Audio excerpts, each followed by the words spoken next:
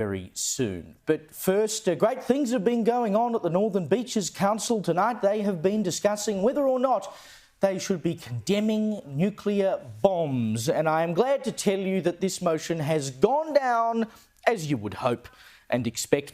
4 people voted for it, 3 against it, and 5 abstained because, well, they figure it's just stuff that you really shouldn't be talking about at a council meeting. This came from a Greens councillor, Ethan Hernjack, and he had another motion up recently saying that we should not have anything to do with Israel, etc. That one also fell over. But he was arguing that they need to recognise that it's the 80th anniversary of the bombings of Hiroshima and Nagasaki coming up. That's fine. You can recognise that. But he wanted to fly the flag for the international campaign to abolish nuclear weapons on the anniversaries. He wanted to fly it on the International Day of Peace. He wanted to fly it on the International Day for the total elimination of nuclear weapons, and he wanted to sign them up to the treaty that says there should be no nuclear weapons. And his reasoning for that is that if a nuclear weapon were to go off, it would be councils that would have to respond to it first. In fact, he wrote in his motion, and I quote, "In the event of a nuclear detonation, local governments are often the first to respond." Can I just point out the word often? In the event of a nuclear detonation, local governments are often the first to respond.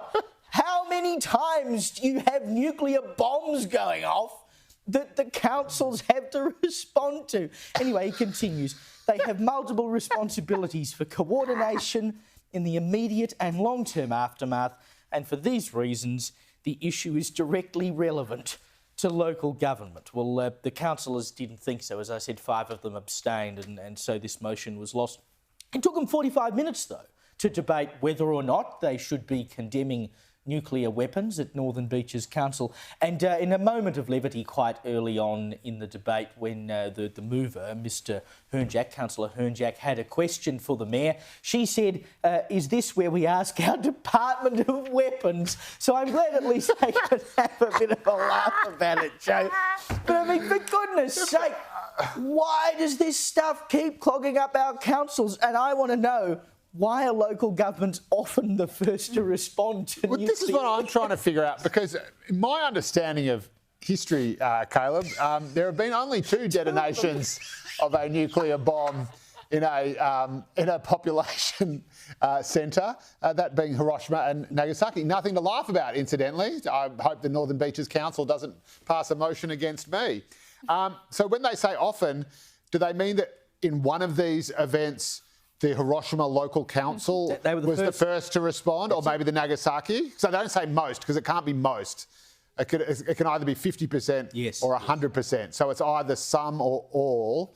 I'm just wondering, the level of research the Northern Beaches Council has gone into on this issue is just saying maybe they're thinking of Chernobyl. Maybe it was the Chernobyl aldermen who were the first people to get into the reactor when it melted down. Or whether it's very amazing, perplexing. I mean, if there really was a nuclear detonation, I don't think a local council is going to be getting in there. I don't think they're going to be there anymore. No, exactly. I think it'll be someone else's local council. It's all over for all of us. But this is what I just do not understand about specifically the Greens, but radical left-wing politics in general.